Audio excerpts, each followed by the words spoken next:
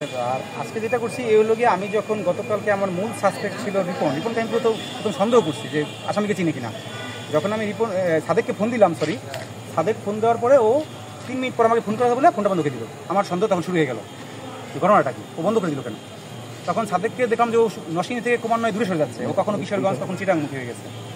তো যখন আমার কাছাকাছি কি আছে, ওর সাথে পরিচিত, আমি এই বাপ্পিকে তখন আবার সাসপেক্ট হিসেবে ধরে নিলাম।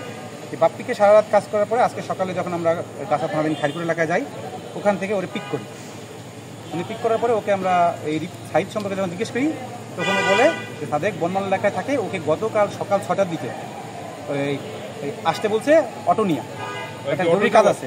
তখন আমাদের সন্দেহ আরও নিশ্চিত হয় যে এই 6টা বাজে আসা মানেই, যে 6টা বাজে আমাদের লাস্টটা এখানে পাওয়া গেছিলো, ওকে দিয়ে ঘটনাটা হয়তো বা ঘটানোর একটা অ্যাটেম্প নিয়েছিল। এখন ও বলতেছে ও আসে নাই।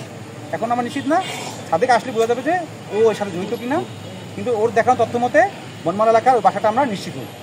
ওখানে উদ্ধার করে ওখান থেকে এই যে বাথরুমের উপরে যে থাকে বক্সের মতো একটা পয়েন্ট, ওখান থেকে আমরা এই আমাদের যে মূল ভিকটিমের যে মাথাটা আমরা পাচ্ছিলাম না, 8 টুকরা মাথার 9 টুকরার 1 টুকরা বাকি ছিল, সেই টুকরাটা আমরা ওখানে অনেকগুলো পলিথিন মরণ অবস্থা উদ্ধার করি, কালো পলিথিন।